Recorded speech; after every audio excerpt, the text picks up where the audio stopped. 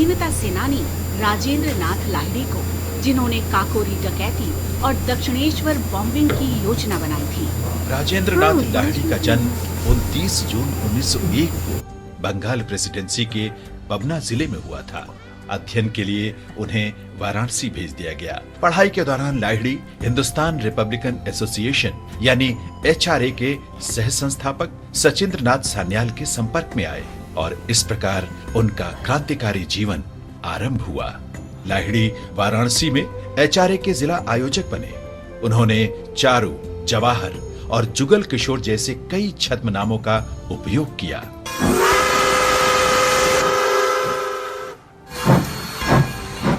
अशफाक उल्लाह खान, राम प्रसाद बिस्मिल और रोशन सिंह के साथ लाहिड़ी ने 1925 में काकोरी डकैती में सहायता की। लाहिड़ी ने ही दूसरे दर्जे के डिब्बे से चेन खींचकर ट्रेन रोकी थी और फिर क्रांतिकारियों के कार्य में सहायता भी की। डकैती के बाद पुलिस उन्हें गिरफ्तार नहीं कर पाई। बाद में कलकत्ता के दक्षिणेश्वर में बम कारखाने से लाहिड़ी को गिरफ्तार किया गया और उन्हें 10 वर्ष की जेल हुई।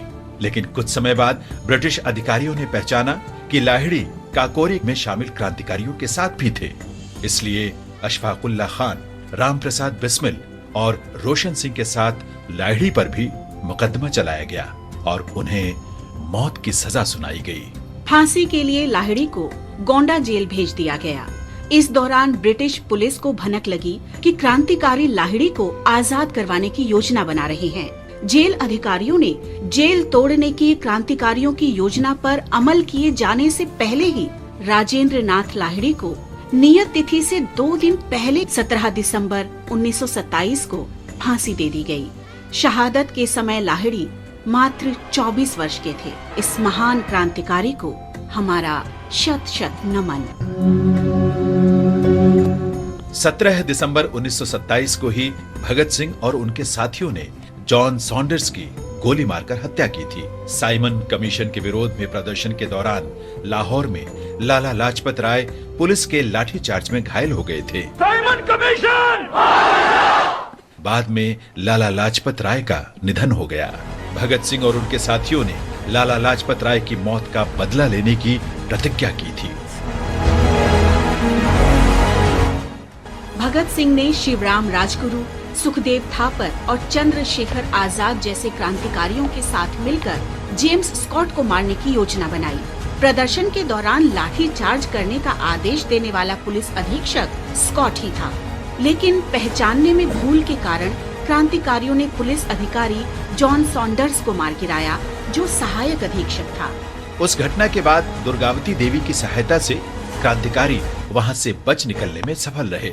पुलिस ने क्रांतिकारियों को पकड़ने की जी तोड़ कोशिश की, लेकिन असफल रही।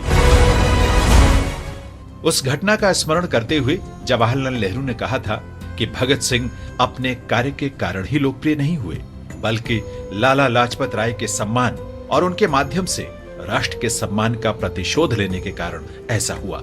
ऐसे वीर क्रांतिकारियों को हमारा शत शत नमन।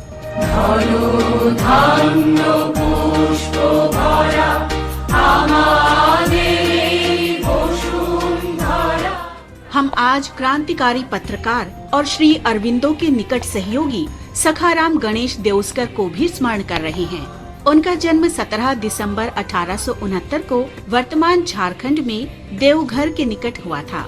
सखाराम का नाम बंगाली और मराठी संगम का परिचायक है। उनके पूर्वज महाराष्ट्र के देउस गांव से बंगाल आए थे और कराओन में बस गए थे, इसलिए उनका नाम देउस्कर हो गया। देउस्कर के सबसे प्रमुख कार्यों में राष्ट्रीय जागरूकता के लिए लेखन देशेर कथा शामिल है। ये 1904 में प्रकाशित हुई थी। हिंदी भाषा में इसका अनुवाद देश की बात के नाम से प्रकाशित हुआ। सखाराम देउस्कर ने अंग्रेजों द्वारा भारत की अर्थव्यवस्था की बर्बादी को दिखाने के लिए ये ऐतिहासिक लेखन किया। वे बाल गंगाधर तिलक को अपना गुरु मानते थे। 1912 में सखाराम का निधन हो गया। इस महान देशभक्त को भावभीनी श्रद्धांजलि।